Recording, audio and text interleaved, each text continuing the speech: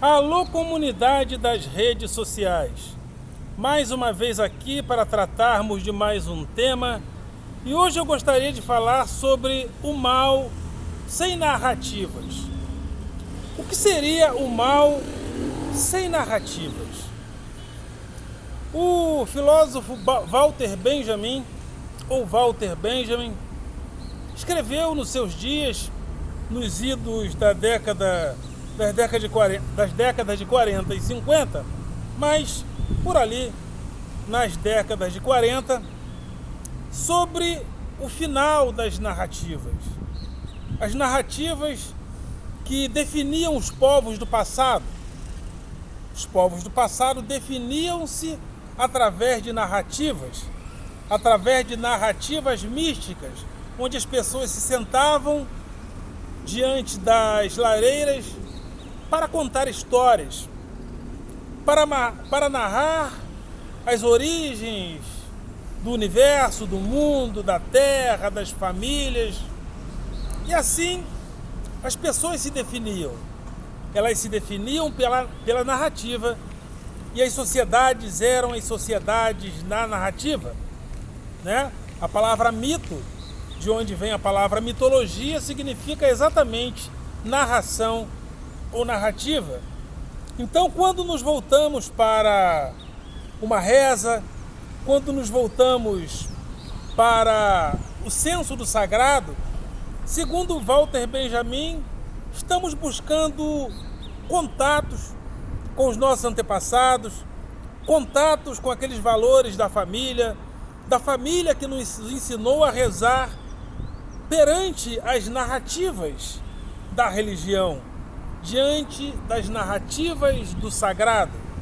Afinal de contas, o cristianismo, por exemplo, com a sua linguagem mística, é uma narrativa ética e moral a respeito do sagrado. Só que essa sociedade narrativa, essa sociedade da narração, na modernidade ela é substituída gradativamente pela sociedade da comunicação. E a comunicação modifica a aura daquilo que tínhamos como sagrado, porque na comunicação emerge a figura do indivíduo, emerge a figura do sujeito que já não é um observador da narrativa, onde o narrador conta histórias para o ouvinte. Na sociedade da comunicação, o indivíduo entende que ele interfere, que a opinião dele interfere. Então nós criamos uma sociedade de opiniões, onde existem os formadores de opinião que, teoricamente, nos ajudaria a ter as nossas próprias opiniões próprias, o que é muito contraditório também, porque existe um mercado da opinião, que também monopoliza meios de comunicação. Então, a sociedade da comunicação é substituta da sociedade da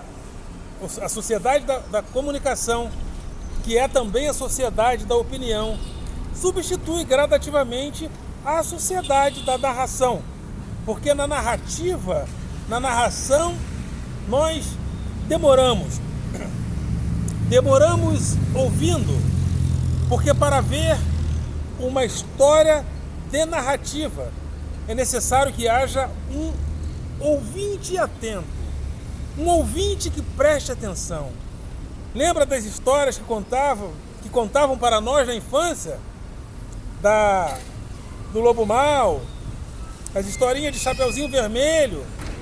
As professoras contavam e nós crianças éramos ouvintes atentas daquela percepção ética, daquela conclusão ética e moral que os contos nos davam.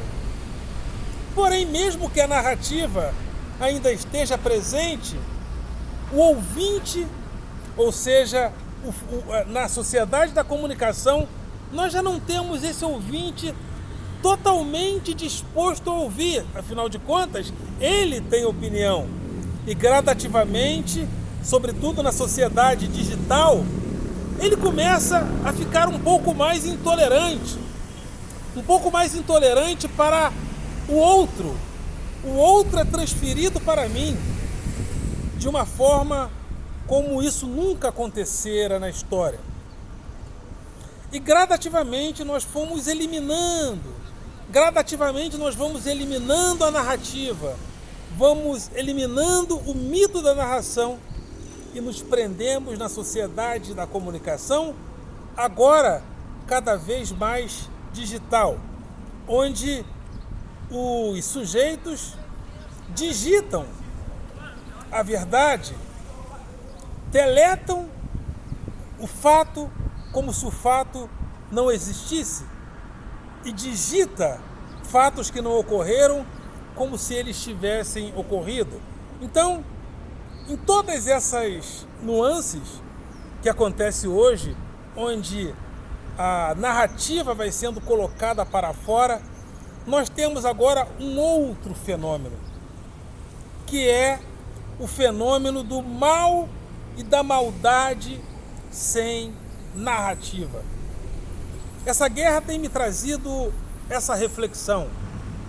Nós temos hoje uma sociedade onde não só o bem ou o mal, onde não só o bem é tratado, ou o suposto bem é tratado sem narrativa, mas o próprio mal é trazido a nós como um mal sem narrativas. Agora, como o mal chega a nós sem narrativas, como nós vamos colocar uma narrativa do bem ou do suposto bem com narrativas? Se o próprio mal é trazido a nós sem narrativas. Vamos pensar, por exemplo, no nazismo, muito embora ele tenha ocorrido na sociedade da comunicação, na sociedade do excesso das informações, mas havia, por parte do nazismo, uma perspectiva mínima de uma justificativa. O nazismo procurava justificar o seu próprio racismo. Então havia, guardadas as devidas proporções da sociedade da comunicação, havia uma mínima narrativa do mal. Só que agora, como o mal não tem mais narrativas, como nós vamos colocar um bem ou um suposto bem com narrativa para nos contrapormos ao mal? Percebamos, por exemplo, figuras como Vladimir Putin, ao reunir a imprensa rodeado por mulheres bonitas, e Vladimir Putin ali tentando justificar as suas ações contra os ucranianos. Vladimir Putin não tinha muito o que falar. Ou seja, é uma maldade sem narrativas. Percebemos aquilo como maldade, mas é uma maldade sem narrativas. E o que esvaziou também a narrativa da maldade foi o questionamento que fizemos contra o preconceito. Porque quando as pessoas podiam fazer uma narrativa baseada no preconceito, elas criavam uma justificativa. Como o nazismo tinha uma justificativa para o seu racismo, por exemplo. Mas aí, para contrapormos a narrativa do nazismo, colocamos uma outra narrativa para nos contrapormos ao nazismo e criamos a Declaração Universal dos Direitos Humanos, que é uma longa narrativa a respeito do que é ser humano, recuperando os direitos do homem e do cidadão lá da Revolução Francesa. Adaptamos para aquele momento, criamos um direito universal a respeito da humanidade. Já fiz uma crítica a respeito dos direitos humanos, por ele não ser um direito à excelência, mas isso está em outros vídeos, mas eu vou voltar a falar disso. Mas os direitos humanos é uma narrativa a respeito do que é o homem, e com os direitos humanos procuramos nos contrapor aos preconceitos, né? Sobretudo motivados, né, por aquela brutalidade toda que o nazismo trouxe. Aí criamos uma narrativa para nos contrapormos ao nazismo e tantas outras formas de abuso do Estado sobre os indivíduos.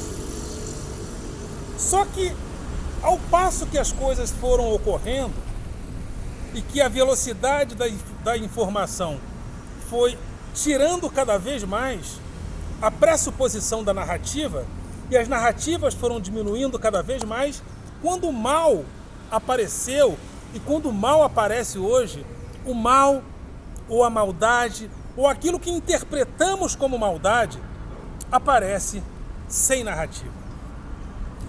E como vamos contrapor uma maldade sem narrativas, ou aquilo que entendemos como maldade sem narrativas?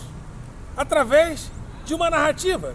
Se o mal não tem narrativa, como vamos criar uma narrativa do bem para nos contrapormos ao mal? Estamos diante de uma aporia. E como estamos diante de uma aporia como essa, nós ficamos à mercê de quê? Nós ficamos à mercê dos sentimentos.